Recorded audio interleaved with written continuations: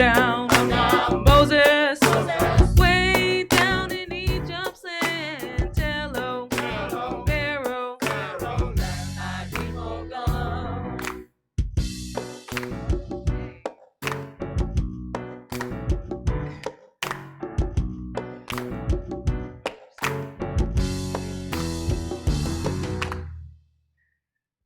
Yah saved his sons from Pharaoh's hand by his righteousness. Away, away to Canaan's land. Truly we are blessed.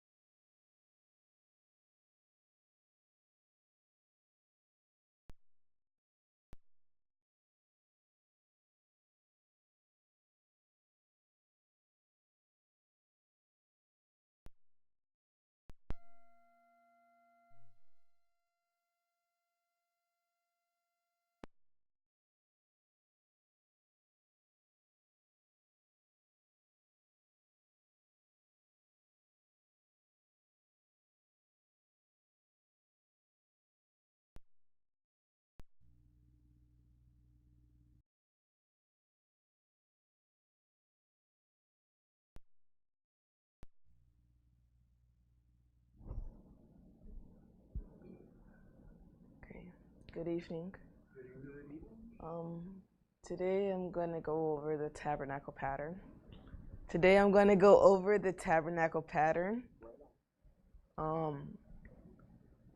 There's 7 steps in the tabernacle, and the first step is the gate.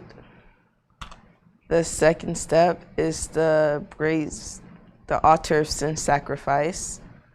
And the third step is the brazen laver. And the fourth step is the door, which enters into the holy place. And the fifth step is the holy place. And inside the holy place, there's the 7-branch golden candlestick, the table of shewbread, and the altar of incense. Then the sixth step is the second veil, which enters into the most holy place. And the 7th step is the most holy place. But in the court roundabout goes around the tabernacle. It goes all the way around.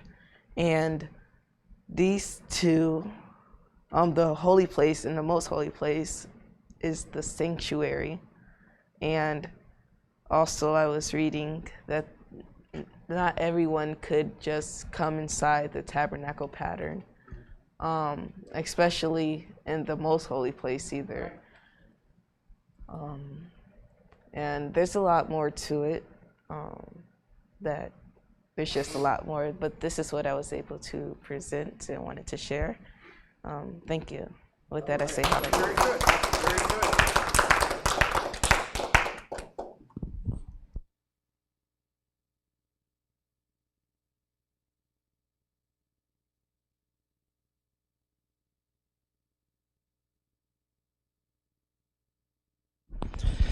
Thank you, Brother Joshua. Our next speaker for this evening will be myself, Dr. Tim Mcnamara.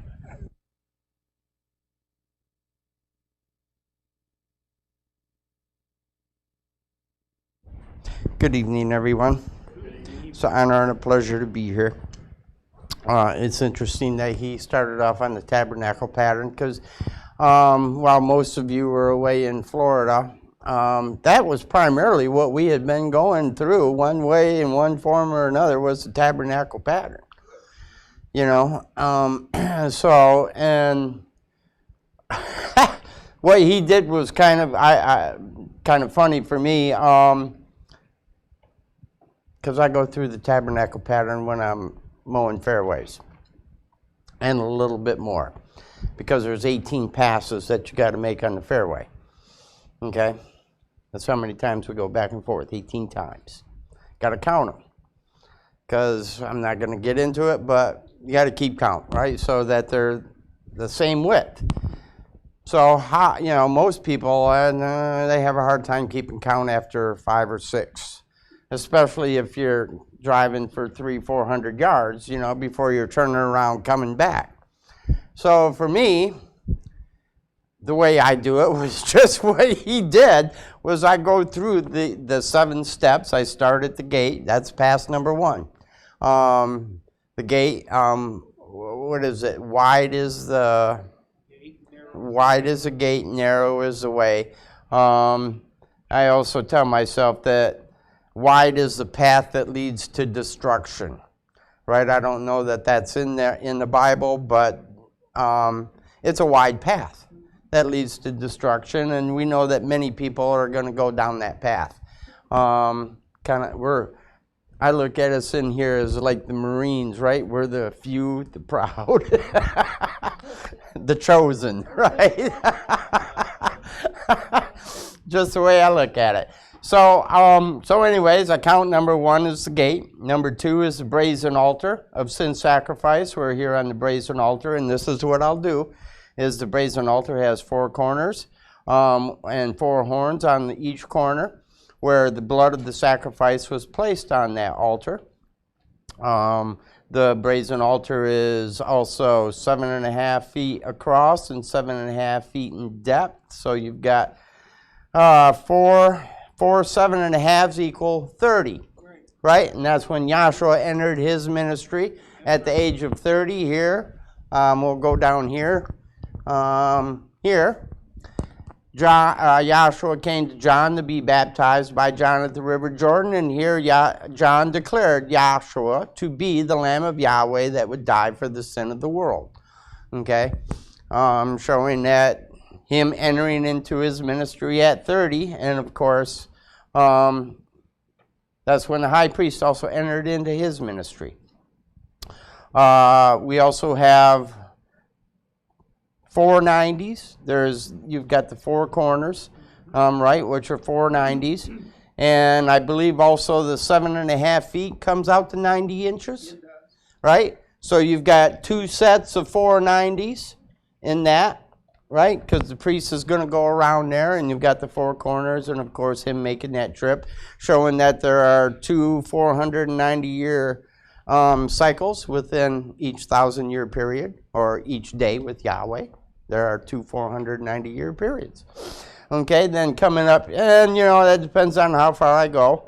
But that's basically what I will cover through here. Of course, we also know that there's a grading on this altar, just like there is a grading, or you have the lines of longitude and latitude. Okay, we have lines of longitude and latitude. There's a constant fire burning here. Just as there's a constant fire burning within the earth, because the altar is representative of the earth. All right, moving up, and that's the 2nd step. Then moving up into the 3rd step, we have the laver. And the laver here was the washing for the sacrifices, where they were sacrificed down here, killed down here on the north side of the altar. And then they were brought up here and washed before being placed back on the altar. And this washing is showing a cleansing of the blood, just as the laver represents our kidneys, and that's what the laver does, is it cleans our blood. There is also a spot here for the high priest and the low priest, both to wash. After they've done all their sacrifices, they need to wash up and change their garments before they can enter up into the holy place. And that's the 3rd step, would be the laver. The 4th step is the door. And if you could grab a couple scriptures where Yahshua says, I am the door. I am sorry, I don't know what scriptures they are. But if you happen to, I heard John 10:9 might be one. John 10:9, yeah, is one. Okay. Getting it for you right here. Now it was here at the door, and just holler when you get it. It was here at the door that the high priest was anointed here with the cup of holy anointing oil. And he had to, and the low priest too, they all had to be anointed before they could enter into their ministry. John 10:9. I am the door. By me, if any man enter in, he shall be saved, and shall go in and out and find pasture. Right. And so this is the door, and Yahshua is the door. We know that back here, the children of Israel, they were required to put 4 points of blood around the door, which is similar to the altar of sin sacrifice here. But the door, the real door for them was right here at the Red Sea, where Yahweh opened up parted the waters of the Red Sea, okay, and the children of Israel passed through on dry ground. And this was that door that took them to salvation, okay? Just as this door here, okay, this door here, they rose up into the holy place, or into the wilderness, which is, what's the word I want? Typical of the wilderness of Sinai is typical of the holy place, just as we have here. So here they come through the door, the children of Israel pass through that door, right, into the holy place. The high priest passed through this door into the holy place. Now the holy place is the fifth step. And as he had said, Brother Green, that we have here the seven-branched golden lampstand. And it was here that the lampstand was lit at 9 in the morning and extinguished in 3 in the afternoon. And it provided light into the holy. I got it the other way around. It was lit at 3 in the afternoon and extinguished at 9 in the morning. Because you had the sunlight providing light in the holy place from 9 to 3. And so it was the lampstand that provided light in the holy place from 3 to 9 a.m., 3 p.m. to 9 a.m., showing that there was always light in the holy place. And of course, there are 7 branches, and it was the 4th branch in which all the oil was poured into, and then that raised up each branch together. And so they were all raised together, showing Yahshua raising us all up together, all on one side and on the other side of the cross. Then we also had the golden table of shewbread, which was 4 sides. Had 4 corners and a golden crown around it. And it had 12 loaves of bread that represented the 12 tribes of Israel. This also correlates beautifully with our heart, okay? And it being 2-sided, just as there were 2 rows of bread there, there's 2 sides of our heart. We have an average, the average is 12 pints of blood, just as there were 12 loaves of shewbread there, pointing to that.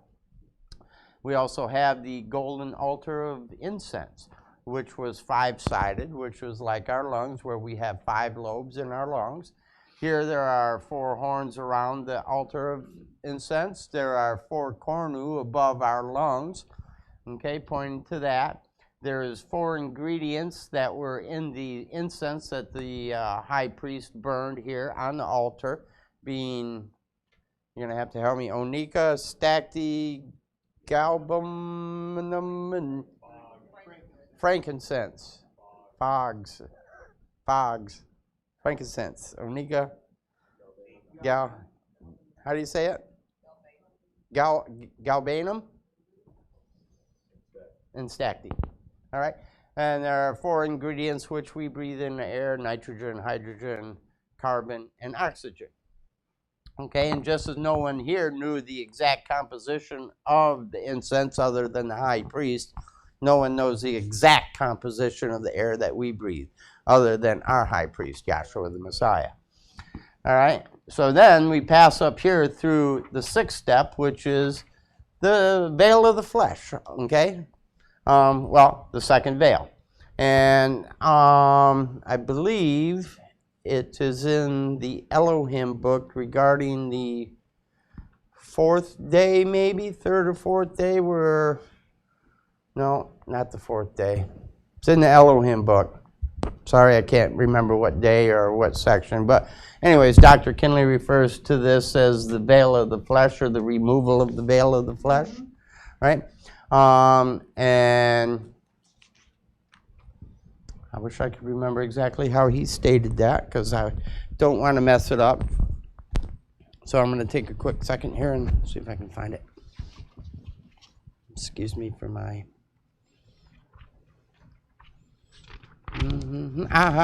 Here we go. It's under the migratory pattern. Okay. And it would be on page 69. And the last part of the second paragraph, where it says, the veil is shown by the removal of the flesh of Yahshua, being sown a natural body, okay, which he was sown down here, a natural body here, okay, but he was raised a spiritual body, right? And this was proven by the rending of the veil in the temple when the Messiah rose from the dead. That's what he has there. So this is showing that removal of the veil of the flesh. Okay, and then we come up into the seventh step, which is the most holy place. And this is a type and shadow of heaven itself.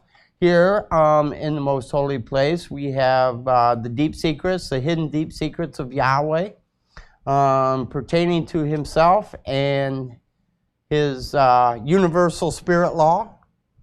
We also have the Ark of the Covenant, which is typical of the throne of Yahweh, where we have the Ark itself showing the 10 Commandments being placed in there, representing that New Testament that Yahweh said that he would write and place in our hearts and our mind, showing this first table of stone here, which Moses broke when he came down from the mount. But he went up, got a second table of stone, and put them in the Ark of the Covenant, because there was nowhere for him to put these, actually, when he came down the first time. The Ark had not been built yet. Right? And that's in type and shadow, pointing to that Yahweh had not put that law into the children of Israel, into their hearts and into their minds. It was something that they had to write on externally. Right? It was part of the flesh. But this new law, this is a spiritual law that's going to be written in the heart and in the mind of men. And when he writes that in your mind and in your heart, then you become complete in him. Right? So back over here, this is where we're at. So we have the Ark, which represents that universal spirit law, the 10 Commandments, showing that or representing that. We have the mercy seat, where he's going to pass judgment. Yahshua is the judge of the quick of the dead.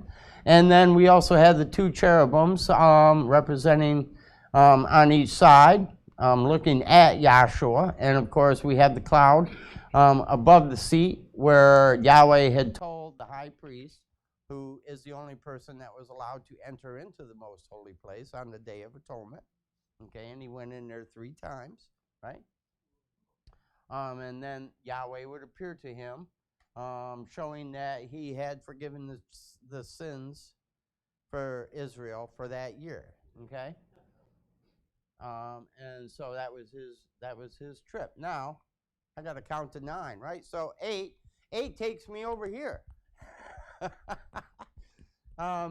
and this is where it brings me. It brings me to this chart here, number 8, the Aya chart, the vision. You can have a vision. A vision can be a revelation, or it can be a delusion, right?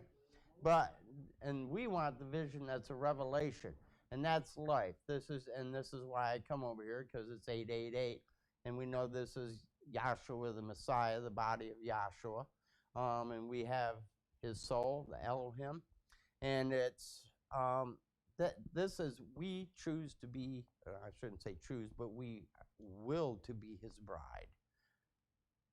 Okay? Be the bride of Yahshua the Messiah, not the bride of Lucifer himself. And then finally, number 9, basically I go through intelligence, wisdom, knowledge, beauty, love, and justice, foundation, power, and strength. Now, I also count the planets, because there's 9 planets, right? The one I do have trouble here is I haven't learned all the systems of man. And so for me it's a challenge. But we have the nervous system, which is likened unto the intelligence, okay? reproductive and endocrine system. So the nervous crowns reproductive and endocrine, just as intelligence crowns wisdom and knowledge. Here we have beauty crowning love and justice. Over here we have the respiratory crowning the circulatory and the excretory system. Then coming back over here we have foundation crowning power and strength, just as we have the digestive system crowning muscular and skeletal systems.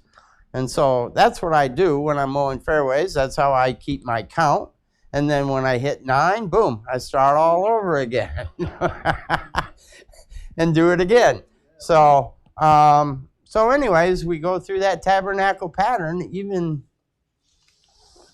in work. You know, we find a use for that tabernacle pattern one way or another. So, and you can't get by without going through that. You know, if you're going to do anything with these charts, it's got to be by the pattern.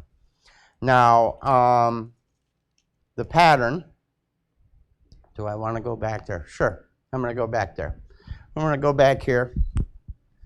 Because the tabernacle pattern, as Dr. Anwar had started going through a few weeks ago, the days of creation follow the tabernacle pattern. Okay, now get me Genesis 1:1, and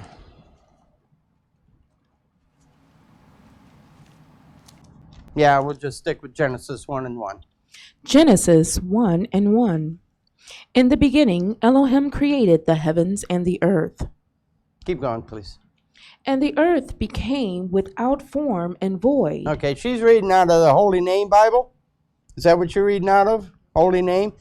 Because it says became.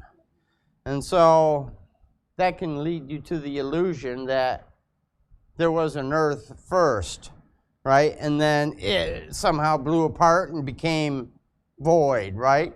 And without shape and form. But that's not the case. Okay, because we know that because of the vision that Dr. Kinley had. Okay, and Moses and John on the Isle of Patmos. Any one of them that you want to talk about. Now, Dr. Kinley best describes it as, well, you'd almost have to go to that pamphlet to do that for me. You know which one I'm talking about?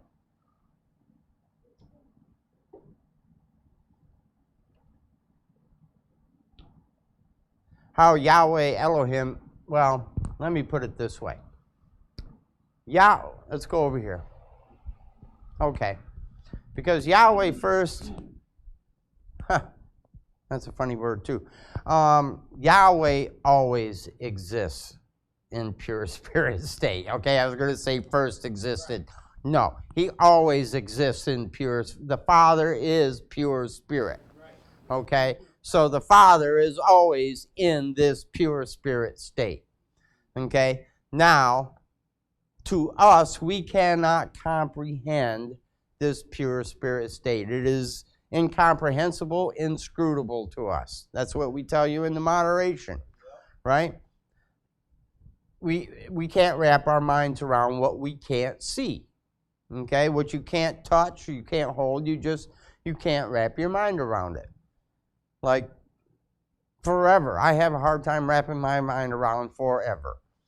Okay, I'm looking forward to forever with Yahshua, but I still have a hard time wrapping my mind around for that word forever. You know, how long is that? Anyways, so Yahweh is in this pure spirit state, and Dr. Kinley, Moses, John, any one of the apostles or prophets that were given a vision, there was no way that they were going to understand Yahweh in his pure spirit state, again, because he's incomprehensible, inscrutable. So he had to come, and this would be like a chaotic state to us, all right?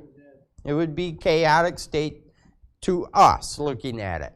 So he had to come out of this chaotic state and take on a shape and a form, okay, that could be seen only in visions, and this is Elohim in superincorporeal form, or incorporeal form, however you would like to say it. And then from this form, which again can only be seen in visions, he took on a solid state, or a solid shape and form, as Yahshua the Messiah, okay? So you could look at this as the air, or not the air, but the water molecules that we breathe in our air, and then these water molecules come together and take on a shape and form, which you could take water and pour it into any vessel, and it will take on that shape and form of that vessel that you pour it into, right? And then it will further come down. If you freeze that water, it will come down into a solid state, okay, that you can touch and grab and hold. Okay, you can't touch and grab and hold super incorporeal form, okay, because this is spirit. You can't touch and hold that, but you can see it in a vision, all right? So we can see the three states of Yahweh, being pure spirit, then coming down into shape and form in super incorporeal form, or spirit, a spirit man, and then down into a solid physical man. So we have, by the pattern, migratory pattern here, the children of Israel down here in the land of Egypt, okay, because Dr. Kinley calls the migratory pattern a perfect threefold pattern. Boy, it's been so long, I forgot how it goes. Pardon? In the greater and more perfect tabernacle, right. And this is showing, obviously, the threefold trek of the children of Israel down here in the land of Egypt. And since this is a pattern, and it's identical to this pattern, the tabernacle pattern. All right? Because down here, the children of Israel were in chaos. I'm going to put it that way. They're in chaos here, down here in the land of Egypt. There's darkness down here. They're in Stygian darkness for 3 days. Okay? And you've got, well, let's just stick there. You've got darkness here. Right? And again, chaos. You have the children of Israel ignorant to the purpose of Yahweh, so they're in darkness. Their minds and their souls are in chaos here. Just as we have here on the chaosis plate, we have chaos, okay? Or this is showing the threefold darkness, the threefold ethereal darkness, but we're calling, Dr. Kinley labeled that chaosis. Okay, so then you come up, then Yahweh says, let there be light. Go ahead. Did we read that? Hello? Caught you sleeping.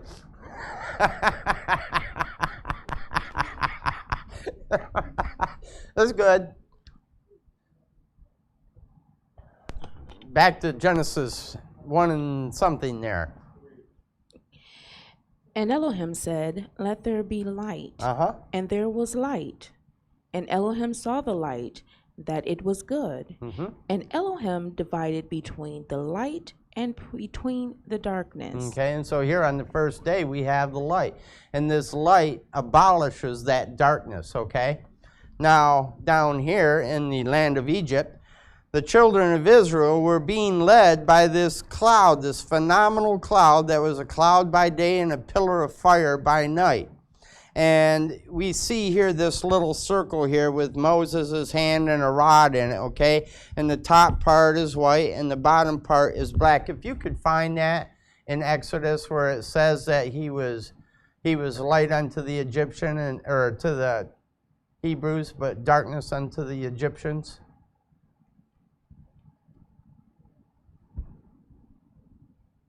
So see here, because that's what happened. We're in 3 days of Stygian darkness down here, okay? And the children of Israel had light in their dwellings, right? But it was that light. That light was Yahshua the Messiah here. And that's that cloud. And we know that Yahshua was in that cloud. And again, he was light to the children of Israel, but darkness to the Egyptians. Okay? And that was, again, abolishing that darkness, right? Just as you got here on the first day, that light, abolishing that darkness, right? And of course, you've got a light here in the in the court roundabout too with the fire, but we'll get to the water. Did you find that yet? Yes, Exodus 14, verses 19 and 20. Okay. And the angel of Elohim, which went before the camp of Israel, removed and went behind them, and the pillar of the cloud went from before their face, and stood behind them. And it came between the camp of the Egyptians and the camp of Israel, and it was a cloud and darkness to them, but it gave light by night to these, so that the one came not near the other all the night. Okay. So again, he was light to the children of Israel and darkness here to the Egyptians. Okay. Now we move on to the second day where we have the water, where Yahweh, and this is showing the threefold waters, where we've got the water beneath the firmament. We have a mist, or just leave it at that, a mist, and then the waters above the firmament in the most holy place. And this is showing again that division of the waters, just as down here in the migratory pattern, we have the Red Sea, where Yahweh divided the waters of the Red Sea, and the children of Israel were passed through on dry ground. And this 1 Corinthians 10, please, 1 through 4. And then, of course, here we have the laver in the pattern of the tabernacle itself. And again, this is as that sacrifice is being dipped into that laver, that water is being parted, right? So you have a parting of the water in type and shadow here. And again, and also, if we can show it this way, we've got the water that is the sacrifices are washed in. And the sacrifices are dead, right? And just as here, how do I do this? Okay. The children of Israel passed through the Red Sea, right, without getting wet, right? And they passed through on dry ground, and they resurrected up into the holy place. The Egyptians followed behind the children of Israel through the divided waters of the Red Sea. They got baptized in the sea, and they got wet, and they died, okay? So we have the priest up here washing in the laver, okay, because he's got to wash off the blood, and he resurrects up into the holy place. He changes his, washes in the laver, changes his linens, puts on these white linens, and then he can rise up into the holy place to do his functions, perform his duties up here. The sacrifices were placed in the laver. They're dead, and they come down on the altar. So you can see how that this laver had a baptism or an immersion unto a resurrection or unto life, and a immersion unto death. Just as here in the migratory pattern, we have an immersion unto life and an immersion unto death. If you have 1 Corinthians, please. 1 Corinthians 10 and 1. Moreover, brethren, I would not that you should be ignorant, how that all our fathers were under the cloud, and all passed through the sea, and were all immersed unto Moses in the cloud and in the sea, and did all eat the same spiritual meat, and did all drink the same spiritual drink.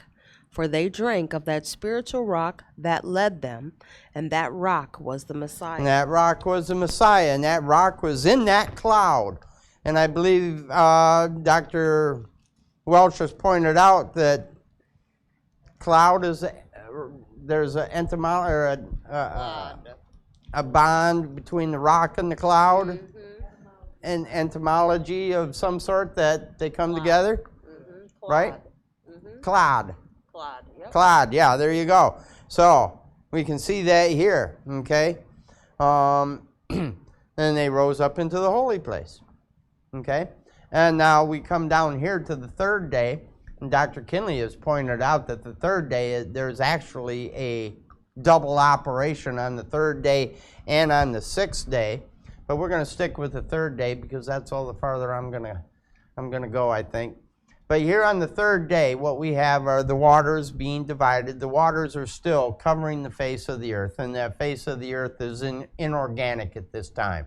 Everything is dead. There's nothing alive. It's all inanimate.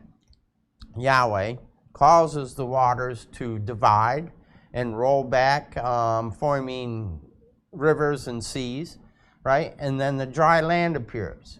Okay, that's the one operation. So you've got kind of a death, a burial, and a resurrection here, with everything being dead and buried in the Mother Earth, the waters rolling back or being covered, and then rolling back, and the dry land appearing. Now, then we come up here into where we have the appearance of dry land and the vegetation in the holy place.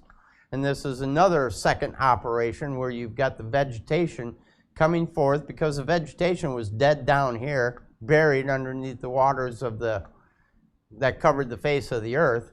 And as they rolled back then and the dry land appeared, then the vegetation sprang forth. And then the vegetation grew up and went into the perfection of fruition. Okay? Showing that double operation there. So anyways, here we've got the children of it, and it says the seed of vegetation, see Yahshua, the seed of Abraham. Just as down here in the migratory pattern, we've got the children of Israel, which is the seed of Abraham. And they came through these divided waters of the Red Sea and resurrected up into the holy place, them being the seed, or, being the seed, the vegetation that came up into the holy place.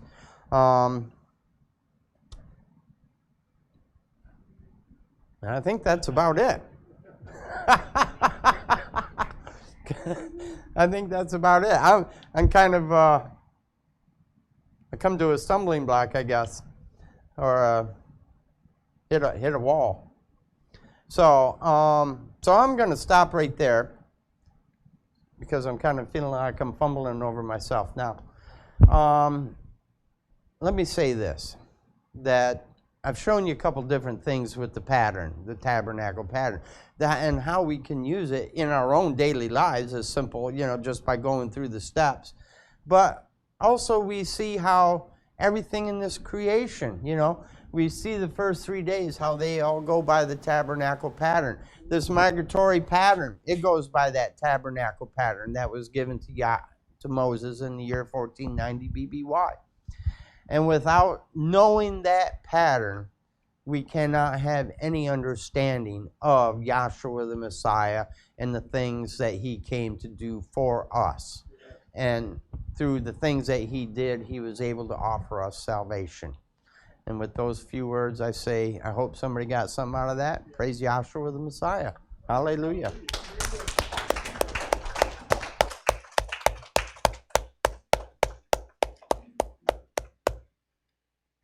All right, our next speaker for this evening will be Dr. Daniel Anwar.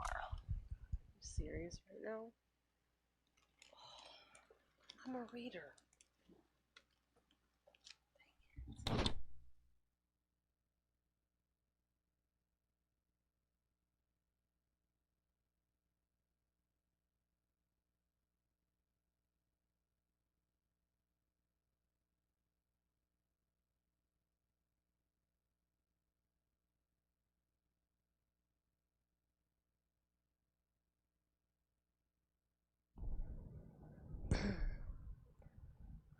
Good evening.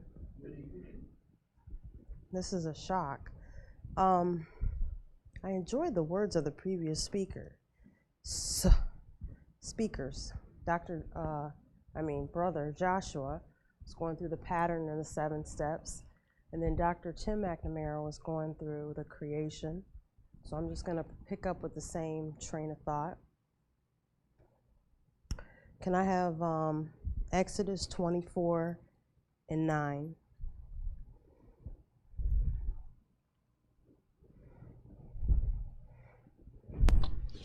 Exodus 24 and 9.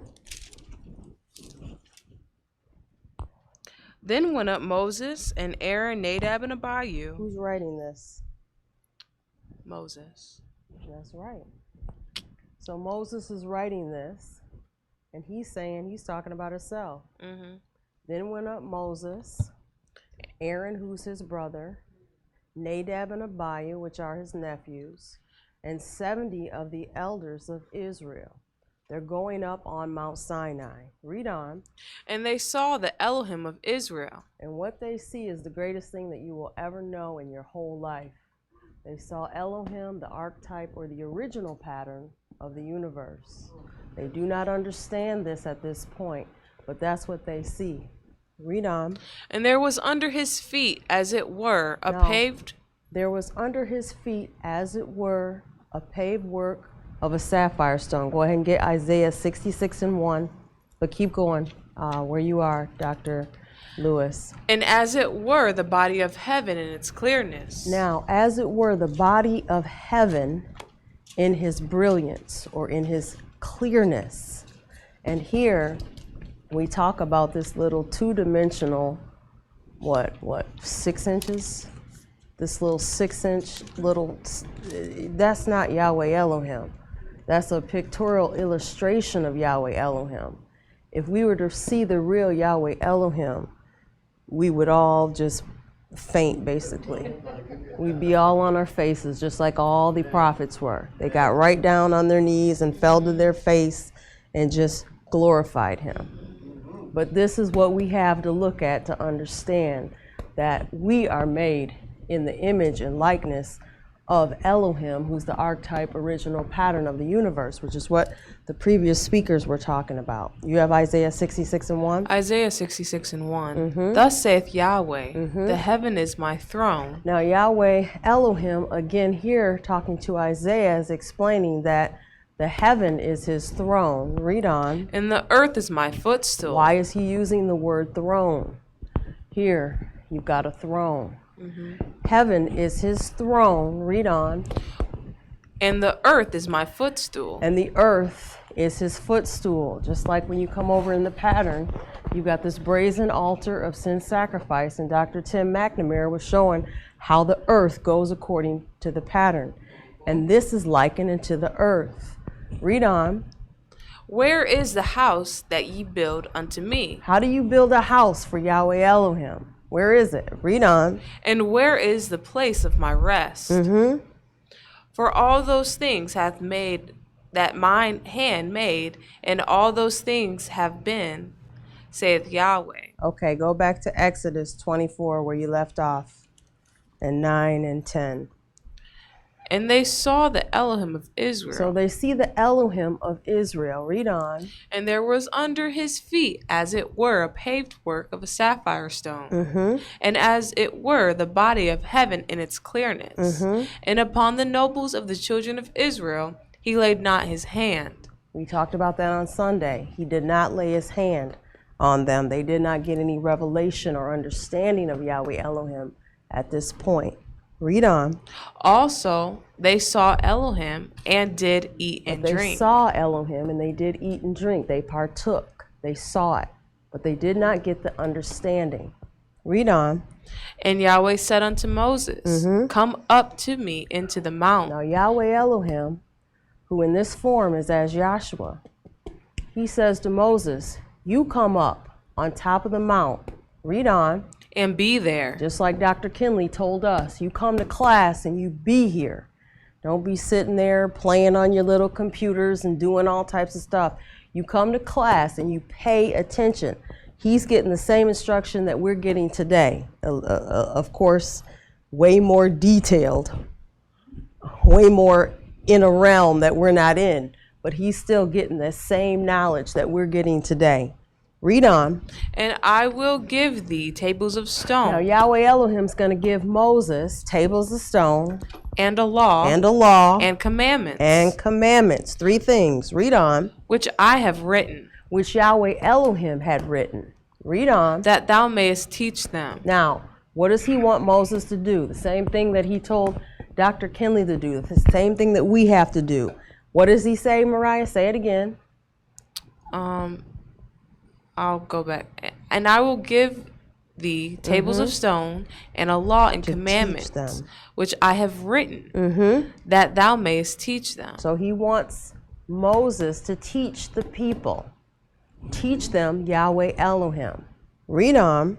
And Moses rose up, and his minister Joshua. So Moses rises up, and like Dr. Tim Mcnamara was talking about, you had Yahweh in pure spirit, take on shape and form, but right here, he's in the form of Yahshua, or what we call Joshua, okay? And he's going to go up with his minister, Joshua or Yahshua. Read on. And Moses went up into the mount of Elohim. So Moses goes up into the mountain of Elohim. And said unto the elders. Now he's going to give the elders something that they need to do. Read on. Tarry ye here for us. So wait ye here at the plateau of the mount, or at this part of the mount. I don't know what it's called. What's it called? The plateau? Yeah. Thank you. The plateau of the mount. Read on. Until we come again unto you. Until we come again. So you wait here, elders, until we come again. And behold, Aaron and Hur are with you. If any man have any matters to do, let him come unto them. And Moses went up into the mount, and a cloud covered the mount. So Moses goes up into the cloud, and the cloud covers the mount. So you have Yahweh, you have Elohim, and you have Yahshua. Yahshua, who has transfigured or transformed into this threefold intangible pattern. But before that, he transfigures from this physical state into the spiritual state. And Moses is communing spirit to spirit with Yahweh Elohim. Read on. And the glory of Yahweh abode upon Mount Sinai. What's the glory of Yahweh? Yahshua. Abode upon Mount Sinai. Read on. And the cloud covered it 6 days. Now, it says the cloud covered it 6 days. And what's the grammatical, you know what I'm saying? Colon. Thank you. There's a colon there, right? Yeah. So this is where Dr. Kinley, at that colon, he informs us that that's where we should stick Genesis 1:1, which is what Dr. McNamara was going through. So I want you to read that, and then I want you to go back to Genesis 1:1, and we're just going to read it the way it should be. So this is Exodus 24:16. And the glory of Yahweh abode upon Mount Sinai. Right. And the cloud covered it 6 days. And the cloud covered it 6 days. Read on. In the beginning, Elohim created the heavens and the earth. Now, in the beginning, it's going to talk about how Elohim, who is Yahweh in shape and form, created the heaven and the earth. Read on. And the earth was without form and void. Now, this is where Dr. McNamara was talking about. The earth was without form and without void. And he was comparing that to that Yahweh state, without form and void. So here, when we take this and we run it by the pattern is going to show us something about Yahweh Elohim. So like he was saying, the earth was without form and void. Read on. And darkness was upon the face of the deep. And darkness was upon the face of the deep. And the spirit of Elohim moved upon the face of the waters. Stop. So here we have an earth that's without form, it's void, and darkness is upon it. So that's going to lead us over here, if we slide right over here, to the court roundabout, which is what Brother Joshua was talking about. We have the altar of sin offering. This represents the earth here. So you have, how does it correlate to the earth? Here you see that Dr. Kinley had this fire put here on this chart, because in the earth there's fire in the center. And it's hotter, they say, than the sun. Now, I've heard that, and I don't know if that's true. We'd have to fact check that. But it's hot, is the point. Now here, when you come to the altar of sin sacrifice, or the altar of sin offering, you've got a fire here, which is on that altar of sin offering. So you've got the fire here, In the earth, you've got the fire in the altar. Here, the earth has lines of latitude. It also has lines of longitude. When you come over and you put that on your pattern, you have these lines here of longitude, if you will. It's likened to, it's a symbol. And these lines of latitude. Here, you also have 4 corners to the earth. You have north, south, east, and west. Here on the pattern, you have 1, 2, 3, 4 points of blood. Now, all of this, of course, is going to point directly to Yahshua the Messiah when he comes into the earth. Because Yahshua, when he was put on the cross, was roast. When he's put on the cross at 9 o'clock a.m., and he gives up the spirit at 3, he is roast in the sun. That's like that fire here, just like that fire here. He's fulfilling. He has 40 lashes on his body. That's like those lines of longitude and those lines of latitude. Or if you will, those lines in the brazen altar of sin sacrifice. There's 4 corners to the earth.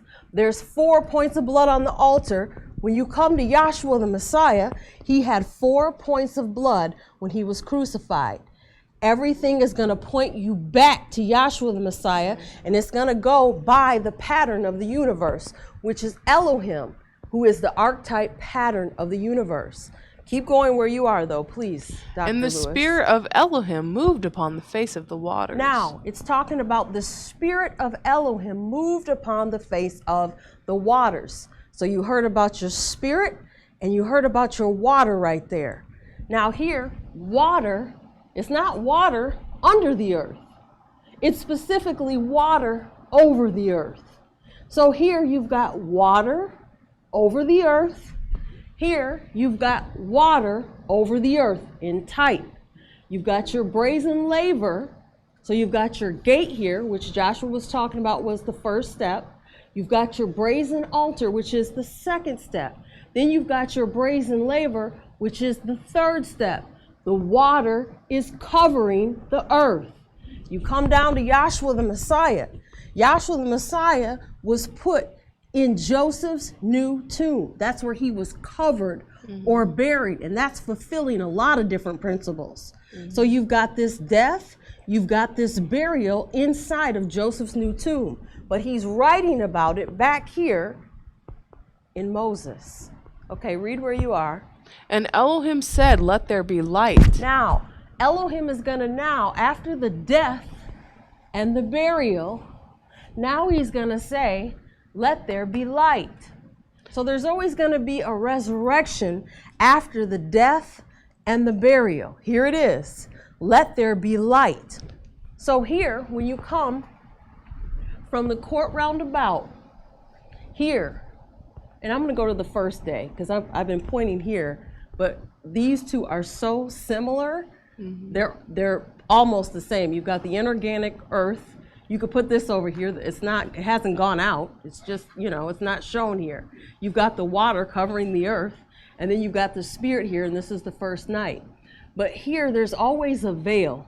There's always a veil. Yahshua's going to have a veil, right? So here, you've got the division between evening and morning. And when you watch the sun come up at 5 o'clock in the morning, or you watch it go down at 6 o'clock at night, depending on what type of year it is, what color are your veils? They're blue, they're purple, and they're scarlet. They're blue, Yahweh. They're purple, Elohim. They're scarlet, Yahshua. So here, you've got that veil between that first night and that light. Here in the veil, what do you have? You've got blue, you've got purple, and you've got scarlet. And that's the veil between the court roundabout going into the holy place. So here, when you come down, Yahshua was blue, purple, and scarlet. For sure. In there, right? But then when they roll back the tomb, that's your veil because he was in the veil, he was in the tomb, but then it was rolled away. So it's like an opening or a door. And out comes that spirit or that quickening spirit on the third day. Everything's going by his pattern. Okay, read where you are. And Elohim said, let there be light, and there was Elohim light. is saying, now I can't say that. Let there be light. I mean, you could turn off the light in the room and I could have somebody switch on the light. But Elohim is actually speaking. Get Psalms 33:9. While you stay there, Mariah. He speaks and it is done. Right. 33:9. But stay where you are, Mariah. Psalms 33:9.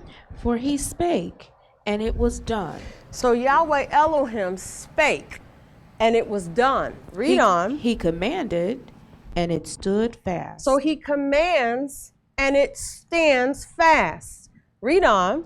Yahweh bringeth the counsel of the heathen to naught. Okay, so go back to where you were in Genesis, please. And Elohim saw the light, that it was good. Now he sees the light, that it is good. Read on. And Elohim divided between the light and between the darkness. So he's dividing between the light and between the darkness. He's also dividing between the righteous and the unrighteous. This veil here, not everybody could go through this door. These people out here who were bringing their offering to the priests, none of them could get in here. Only the two low priests and the high priest could come to this door. There's a separation at this point. Read on where you are. And Elohim called the light day, and the darkness he called night. Now, this is the first day, right? How do you get the light before you get the sun? How do you get, what is Yahshua doing? What is he explaining to us? What is he telling us? How do you have the light before you have the sun? I want you to hold where you are, drop down to 1 and 14. 1 and 14. And Elohim said, let the lights in the firmament of the heavens separate the day from the night. And they will be for signs and for seasons and for days and for years. And let them be for lights in the firmament of the heavens to give light upon the earth. And it was so. And Elohim made to appear two great lights, the greater light to rule the day and the lesser light to rule the night and the stars. The greater light, the sun, to rule the day, and the lesser light, the moon, to rule the night. But as you're reading, now, where were you before when you were reading about the light? 1 and 5? 1 and 3. 1 and 3. So here, this is 1:14, correct? Yes. So again, you have the light before you have the physical celestial bodies, correct? Romans 1:19 and 20 take the natural to understand the spiritual. These lights are just a manifestation of the true light, which is Yahshua the Messiah. So here, when you look at Yahweh Elohim, he's showing you the truth first. He's showing you the reality, but then he's manifesting it in the earth plane. So if you were to take these plates and just couple them up, your first day goes with your fourth day. Those are the lights. You have the light, but here on the fourth day, you have the sun, the moon, and the stars, the celestial bodies. He's showing you, look, I'm really the light. And go ahead and get John 6 and 35 or wherever he says, I am the light, 8 and 12.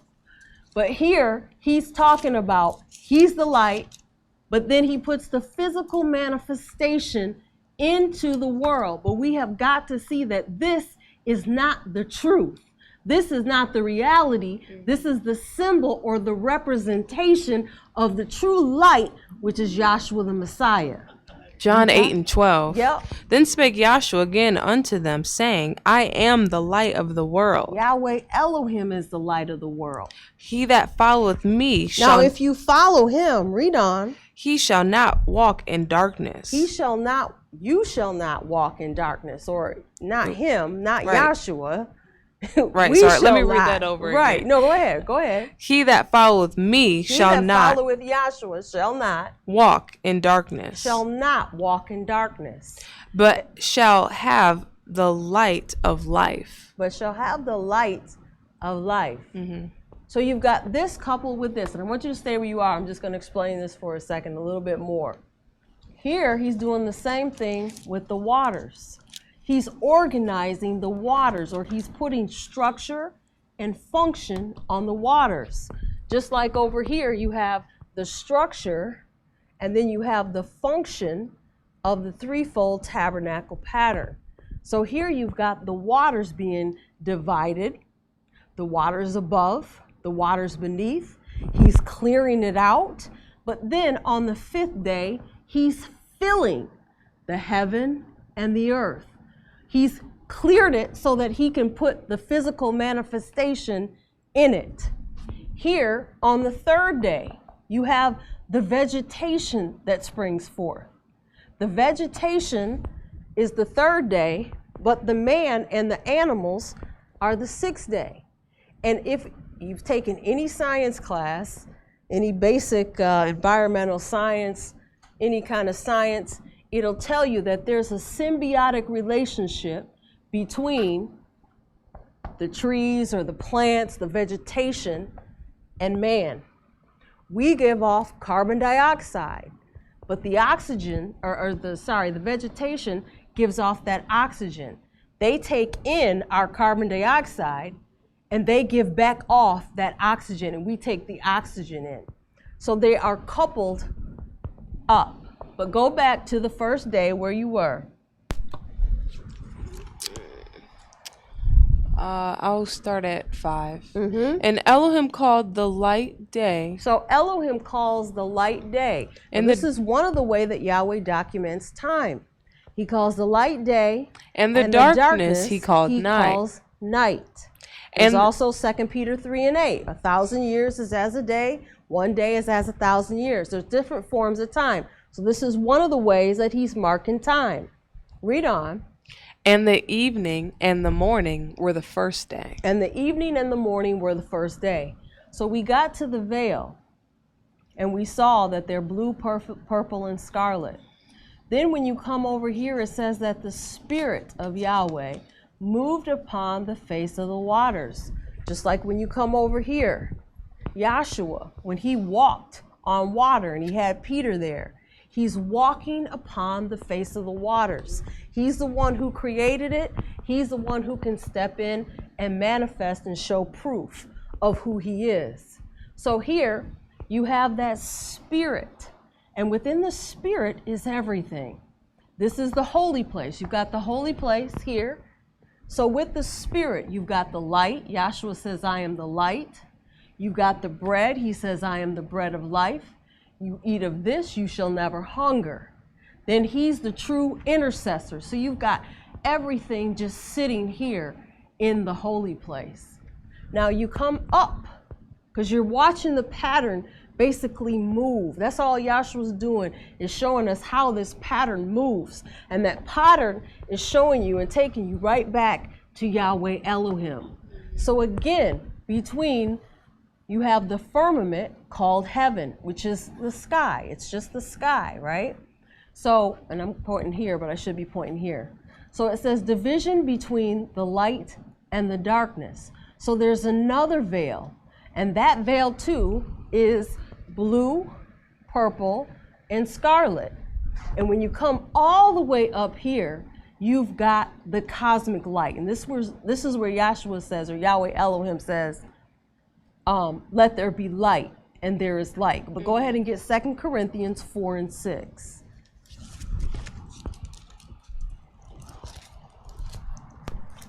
Second Corinthians 4 and 6. For Yahweh, who commanded the light to shine out of darkness, has shined in our hearts to give the light of the knowledge of the glory of Yahweh in the face of Yahshua the Messiah. Okay, read that again. For Yahweh, who commanded the light to shine out of darkness, has shined in our hearts. He has shined in our hearts. Read on. To give the light of the knowledge of the glory of Yahweh in the face of Yahshua the Messiah. Okay, good.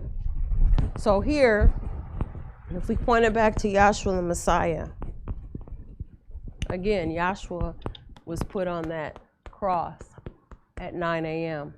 The very same time in the temple, you would have this candlestick being snuffed out, showing that Yahweh is going, or Yahshua is about to be, this is the death time, okay? So his light is going to be put out at that time. So here you've got the bread of life. He's already declared all of this before he died. He said, I am the light, right? So he's fulfilling. So here's this tabernacle here, this temple that they're operating in. But here, Yahshua is in the greater and more perfect tabernacle. So he's saying, I am the light. Here, he is the bread. They were all coming to him and he was feeding them. 2 fishes, 5 loaves of bread. He's healing them.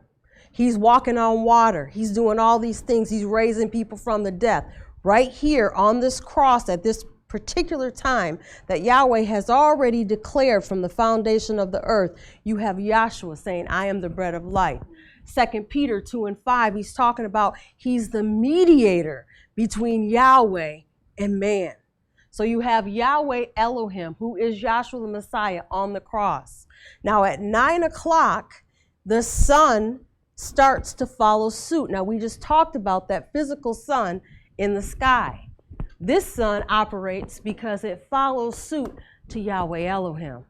So that physical sun in the sky, it is beginning to go dark when he gets on the cross at 9 o'clock. Now, you know good and well at 9 o'clock a.m., that's the sun is starting to go up. It's about to be day. At 12 o'clock, it's supposed to be at its zenith. But on this particular day, Yahweh Elohim has declared that this is how it's going to be. It's going to work in reverse because he is the creator of the universe. So at 9 o'clock, he gets on the cross. It begins to go dark. Then at 12 o'clock, it says there was darkness over all the land until 3. And then at 3 o'clock, it begins to lighten back up. And then from 6 to 9, it's that twilight time. And then there's another darkness. So Yahshua is fulfilling. Go to, please get Matthew, I believe it's 27 and 52. Matthew 27 and 52. And Matthew 12 and 40. And the graves were opened, and many bodies of the saints which slept arose. That's not it. Go ahead and get Matthew 12 and 40. Matthew 12 and 40. For as Jonah was 3 days and 3 nights in the fish's belly. Jonah, you see, why is he referring to Jonah? This is before he died. As Jonah was what? 3 days and 3 nights in the fish's belly. And 3 nights in the heart of the earth. Read on. So shall the Son of Man be 3 days. So shall the Son of Man be 3 days. And 3 nights. And 3 nights. In the heart of the earth. In the heart of the earth. Get me John 19 and 30. Now Yahshua is in the heart of the earth. He's sitting there. Well, he's held up, okay? And they are putting him to death. And he's laying his own life down. So here, these 3 days, beginning on Friday, which is April 14th. April 14th, if you run it down the pattern, that was the same day of Passover. If you get Exodus, you don't have to get it 12 and 1. That's where Yahweh Elohim is setting up physical time or the physical calendar with the Hebrews. So Abib 14 is when Yahweh Elohim, who is Yahshua the Messiah, is about to die on the cross. But go ahead and get John 19 and 30. John 19:30. When Yahshua therefore had received the vinegar, Now he's going to receive the vinegar. Read on. he said, "It is finished." He said, "It is finished." And he bowed his head and Now expired. he's going to bow his head. He's bowing his head. Read on. And expired. And he expired, or he gave up the ghost. Read on. The Jews, therefore, because it was the preparation that the bodies should not remain upon the cross on the Sabbath day, for that Sabbath day was a high day, besought Pilate that their legs might be broken, and that they might be taken away. Then came the soldiers and broke the legs of the first and of the other which was crucified with him. They were going to break his legs because, look, they needed to get this taken care of. They were going to break his legs. But what did they do instead, according to what Yahweh Elohim had written down? Keep reading. But when they came to Yahshua, and saw that he was dead already, now he's already dead. Read on. They broke not his legs. They didn't break his legs because no bones can be broken. Just like back here with this sacrifice or this lamb, no bones could be broken, pointing to Yahshua the Messiah. You're not going to break the spirit. Right.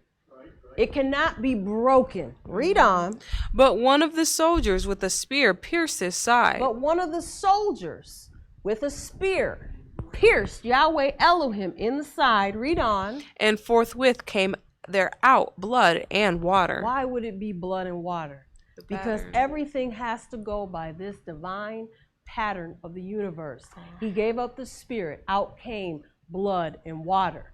Blood, water, spirit. Blood, water, spirit. Blood, water, spirit. He's working everything by the pattern. Read on. And he that saw it bore record, and his record is true. And he knoweth that what he saith is true, that ye might believe. For these things were done in fulfillment of the scriptures. A bone of him shall not be broken. So, how many days was he on the cross? 3. Not exactly. I'm sorry. My bad. 2 days. 2 days on the cross. No, but I know where you're going. 2 days on the cross, and then 1 day in the tomb. Right. But how is it a day? He already set it up with Moses. You had light. So if we were to just, because I don't feel like getting the board and doing all that. From 6 o'clock a.m. to 9 o'clock a.m., according to Yahweh, what would you call that? Day. Light or day. Right.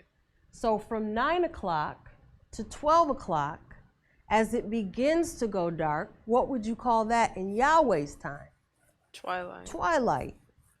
So then from 12 to 3, when it goes dark, what do you call that in Yahweh's time? Night. So now you have a light, a twilight, and you also have darkness. Now, from 3 to 6, it begins to lighten back up. What do you call that in Yahweh's time? Day. And then from 6 to 9, what do you call that? Night. Twilight. Twilight. And then from 9 to 12, what happens? Dark. So you have 2 days and 2 nights where Yahweh is on the cross. He is the lamb slain from the foundation of the world. He's got the witnesses of the blood, the water, the spirit. He is the blood. He is the light. He is the intercessor. He is the true sacrifice. He is the temple. He is the tabernacle. He is the sun, the moon, everything. He's fulfilling everything. Now, Yahshua, he decided he was going to be buried in Joseph's new tomb. That's 1 full day, and that's 1 full night. So you've got 1, 2, 3 days in the heart of the earth. Then he resurrects the 3rd day, and you see him here. Get him Revelation 1 and 18. Because, see, the sun is following him. You see him rising, and you see the sun rising. Just like here, you see the sun coming down. This sun came down. So you have a type of the sun coming down, 930 years. He was on the cross, 930. He picked Adam up right where he fell, 930. Prophetic time. But go ahead and get Revelation 1 and 18. Revelation 1 and 18. I am he that liveth and was dead. Now he's saying, because this is miraculous, he is the one that liveth but was dead. He was dead, he said, and was dead. And you see these soldiers, they're knocked out. They're just, they're not dead, but they're asleep, right? Just, taking a nap. Look, get your butt out of here. Now, I'm going to do my purpose. So here he is with the keys of life. He's resurrected. Go ahead and get Matthew. I want these scriptures. Matthew 28 and 1 through 4 and Revelation 20 and 1.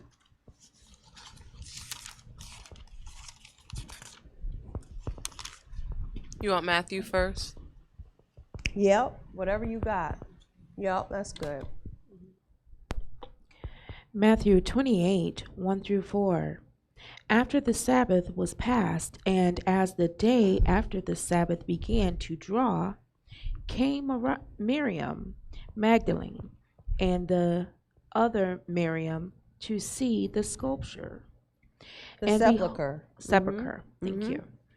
And behold, there was a great earthquake, for the angel of Yahweh descended from heaven and came and rolled back the stone from the door. When that spirit comes down, that earth quakes. And there was a great earthquake. That spirit came down and there was an earthquake. Go back and read that and keep going. For the angel of Yahweh descended from heaven. So the angel of Yahweh descended from heaven. Read on. And behold, there was a great earthquake. And there was a great earthquake. Read on. For the angel of Yahweh descended from heaven and came and rolled back the stone from the door. So that angel of heaven came and rolled back. That's that resurrection. That's him being buried and he's coming out. Read on. And sat upon it. His countenance was like lightning. Now, his countenance, because in the angelic realm, they look like him. The angels look like Yahweh Elohim. That's how they look. These angels, they have wings here on these charts. They don't all look like that. They don't all have those wings. They look like Yahweh Elohim. You see the angel, his face was like lightning. Just like here in the Ark of the Covenant, that Shekinah would flash. That's the face of Yahweh, if you will. Here, the lightning. Now this angel has lightning. Read on. And his remnants white as snow. But if we went back to the creation, there's lightning. Just even in our own universe, that lightning that flashes, that is also a symbol of that Shekinah, or that lightning really of Yahweh Elohim. Okay, read on. And the angel answered and said unto the woman. Now, the angel is coming to a woman. Look, the angel came to a woman. The same thing that's coming down is now coming back up, but it's coming up in righteousness. Read on. The angel came to the woman. And the angel answered and said unto the woman, Fear not ye, for I know that you seek Yahshua, who was crucified. He is not come here. He is not here, for he is risen, as he said. Come see the place. Now he documented. He is risen. He tells the woman he is risen. That's that death, that burial, that resurrection. He is risen now. And the angel is testifying to what Yahshua has done. Read on. See the place where Yahweh lie, and go quickly and tell his disciples that he is risen from the dead. Now he wants the woman to go tell the disciples that he is risen. Is that 1 through 4? Mm-hmm. Okay, go ahead and get Revelation 20 and 1. Revelation 20 and 1. And I saw an angel come down from heaven. Now he saw an angel come down from heaven. Read on. Having the keys of the bottomless pit. Now he has the keys to the bottomless pit. Read on. And a great chain in his hand. And a great chain in his hand. Satan had that chain. You see these chains? Because he's... You see these Father of Lies? These chains, a great chain in his hand. Read it like he yanked it off of him. Read on. And he laid hold on the dragon. Now he laid hold on the dragon. Read on. That old serpent. That old serpent who was cast out of heaven. The serpent, Lucifer, the devil, that old dragon. Read on. Which is the devil and Satan. Is the devil and Satan. And bound him 1,000 years. Now he bounds him 1,000 years. Now they've written all types of documentation, and Dr. Underwood's been going through that. The amillennialism, the pre-millennial, I can't remember. I did it a long time ago when I went over the rapture. But look, they're saying that when they were bound, when Satan was bound, it's actually going to be a physical 1,000 years. But 2 Peter 3 and 8 says 1,000 years is to Yahweh as one day. One day is as 1,000 years. So here, this 1,000 years that he's bound, the Sanhedrin Council is having a little meeting talking about how they're going to lie about Yahshua's resurrection. 1,000 years, one day, and then he's going to be loosed a little season. So here, he's going to be loosed a little season. That's why this fool is acting up everywhere you go. I'm telling you, I was just telling my mom, stuff ain't like it used to be anymore. I mean, I was just talking about construction. You know, they just block off a road now. They used to have engineers have it all planned. It was nice. They'd let you know ahead of time. They'd have a little detour. No, you just drive down the street, now it's blocked off. Like, what is this? Everything is just so not like it used to be. And it's getting worse. He's loosed a little season. Read on. And cast him into the bottomless pit. Now he cast him into the bottomless pit. Read on. And shut him up. Now he shut him up. Read on. And set a seal upon him, that he should deceive the nations no more. Now he's going to deceive the nations no more. Read on. Till the 1,000 years should be fulfilled. Till the 1,000 years are up. So that day is up, and he's deceiving the nations again. That's why we got all these laws and rules. And yeah, I'm going to say it again. Transgender and gay, and it's okay to marry. And look, I'm talking about Yahweh. You can get mad at me and you want. Fornication, all of it. It's not correct. Period. And that's physical. But there's a spiritual principle. Look, if you're committing adultery in the spirit, guess what? Yahweh Elohim is your true husband. You over here sleeping with him. This is the truth. You're committing spiritual idolatry, adultery, and everything else by sleeping and being intimate with this one who is like the Most High. You being gay in the spirit. Look, creatures sleeping with creatures. Men worshiping men. People, Tim, yeah, I really like, I like you and how you do it. Oh, let me bow to you. Get out of here. Yahweh Elohim. You got to have a true relationship. And they flipping it. And evil has become good, and good has become evil, and light has become darkness, and darkness has become light. And not how Yahweh Elohim did it on the cross. They have literally flipped a lid. Yes. And fornication, that's idolatry. That's idolatry in the spirit. You know that there's a proper order. Because look, what's going to happen if you have these babies and then you're the only one taking care of them? It's hard. Not that you can't do it. It's difficult. But you could get married and still, get it, just do it in order. That's all Yahweh Elohim is saying. There is a specific order. First you come to the gate. You don't come to the most holy place. I dare you to come to the most holy place. Drop, drop, drop like flies. You ain't coming up here. You can't jump up here. You got to go through the gate. You can come here. Okay, you can come here. And then you can't even go here. You got to have him go here. Right. There is a proper order, a time, and a place. God, it stresses me out. You see, I'm breathing hard. I hear it. Go ahead and get, and I'll be down. Luke 24:1, and go ahead and get what you got before, which is Matthew 27:51 through 53, and Ezekiel 37:1 through 14. But don't get the whole thing; just get a little bit. You want Luke 24:1? What did you say? Wait, Dr. What?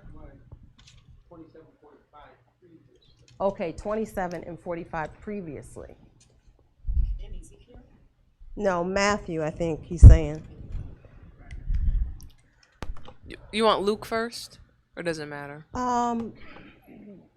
Go ahead and get Matthew 27:45 first. Matthew 27:25. 45.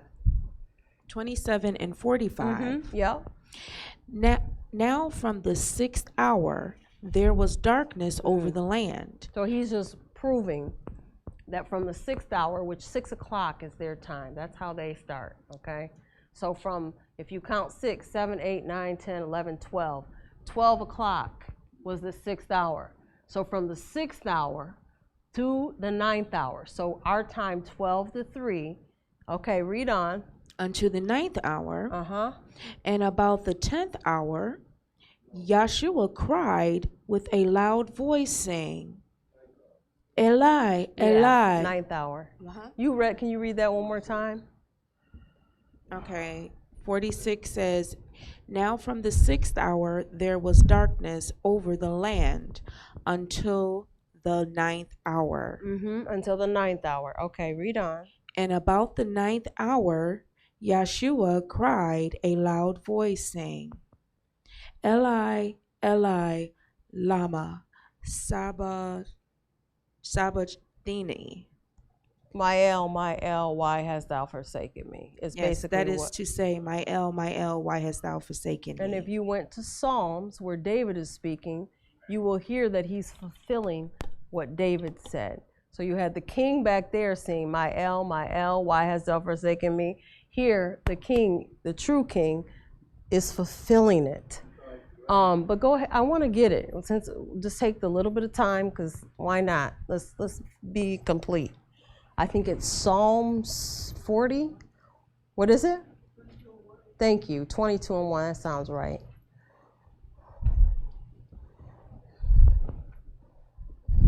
Psalms 22:1. Mm-hmm. My El, why hast thou forsaken me? Now that's David speaking.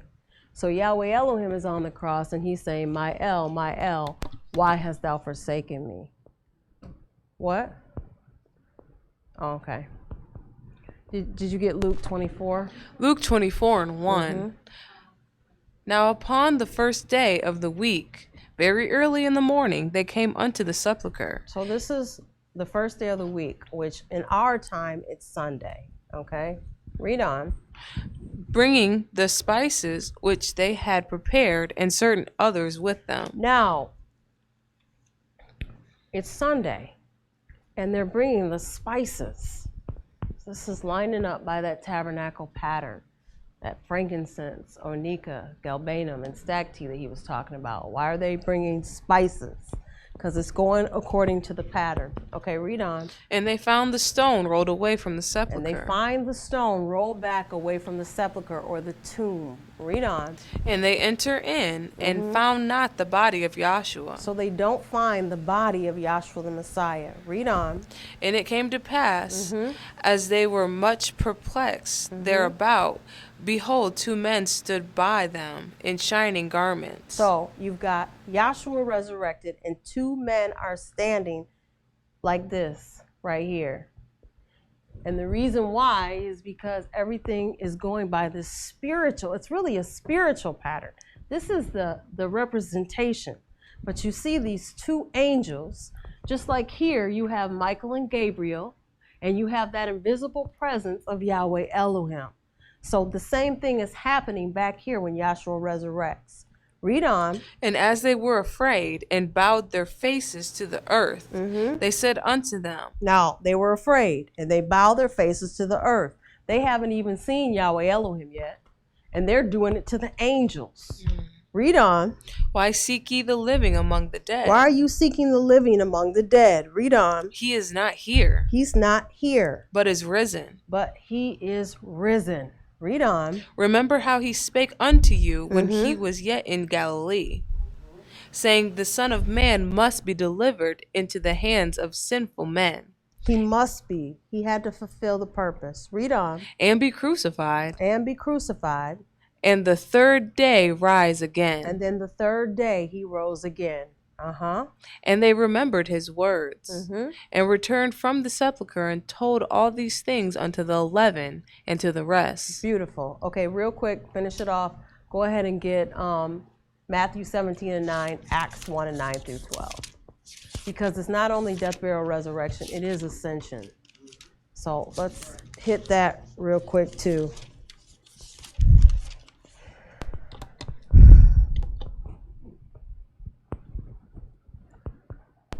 Matthew 17 and 9.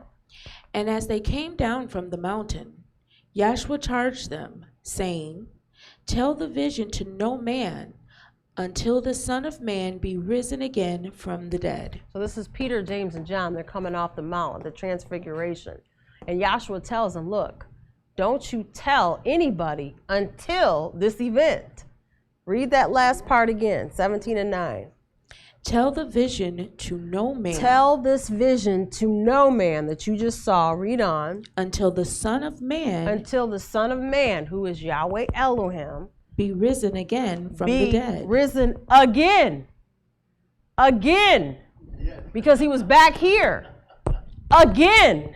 Right? Read it. Read that one more time.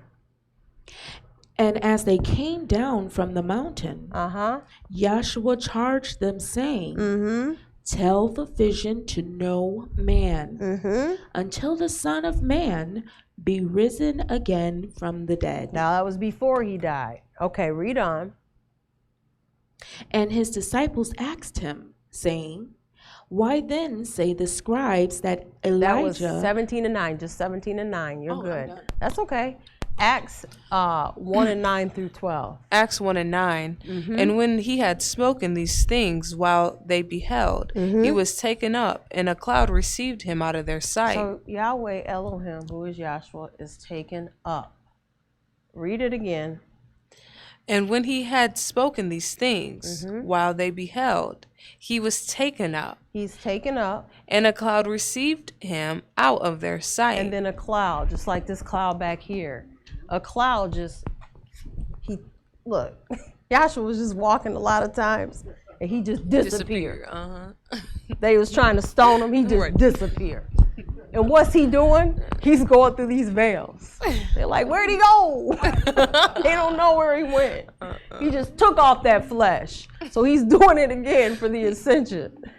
Read on. And while they looked steadfastly toward heaven as he went up, behold, 2 men stood by them. Now 2 men are standing by him. In white apparel. In white apparel, just like your tabernacle. Read on. Which also said, ye men of Galilee, why stand ye gazing up into heaven? Why are you staring up into heaven? Read on. This same Yahshua, which is taken up from you into heaven, shall so come in like manner as ye have seen him go into heaven. Is that 12? No, I'm about to read 12. Okay. Then returned they unto Jerusalem from the mount called Olivet, which is from Jerusalem a Sabbath day's journey. So he ascended. So that's very brief, the death, the burial, the resurrection, and ascension of Yahshua the Messiah by the tabernacle pattern, using the law and the testimony, confirming what Joshua was talking about, which was the 7 steps of the tabernacle. And Dr. Tim Mcnamara, who was talking about the creation and also the tabernacle and his golf game. And with that, I'll say hallelujah.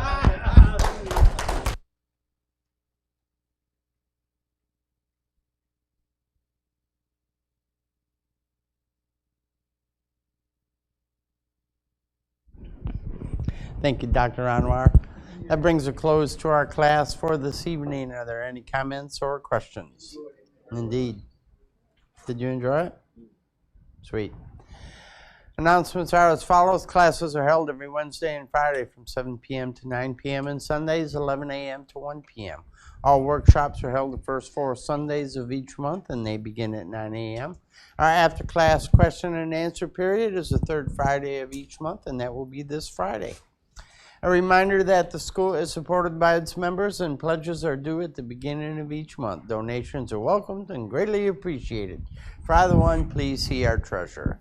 And from the Office of Public Relations, you can view our class on YouTube. You can also contact us at Facebook, WordPress, and Twitter. All donations for our streaming project are greatly appreciated. That concludes our announcements for this evening. Let us all rise for the doxology so that we may be dismissed. I will be quoting the last 2 verses of the book of Jude from the Holy Name Bible. Now unto him that is able to keep you from falling, and to present you faultless before the presence of his glory with exceeding joy, to the only wise Elohim our Savior, through Yahshua the Messiah our Sovereign, belong glory and majesty, dominion and power, both before all time and now and ever. Let us all say, Hallelujah.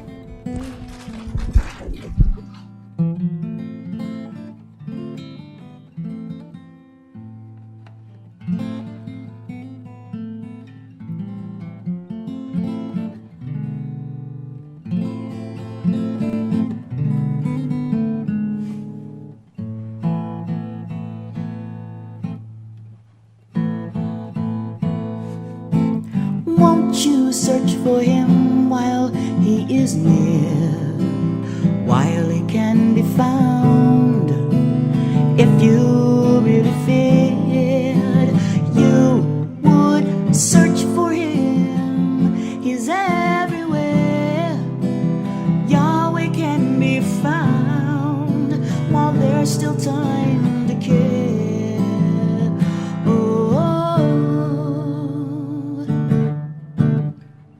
He's not some heavy idol you need to lift and bear, more of a burden than a freedom. Some little God to worship when you've got the time to spare, and teardrops are your only reason for even wondering if he exists, just who he is. Won't take that step to learn his name. You're gonna be to blame if you don't search for him while he is near, while he can be found. If you really feared, you would search for him. He's everywhere. Yahweh can be found while there's still time to care.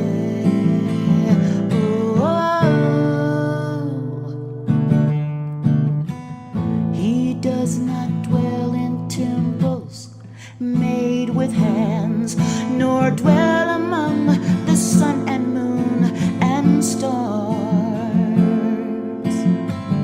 He has a divine purpose you need to understand. Come learn of it and learn just who you are. Oh, won't you come and learn if he exists, just who he is. Just make that step to learn his name. Oh, you're gonna be to blame if you don't search for him while he is near.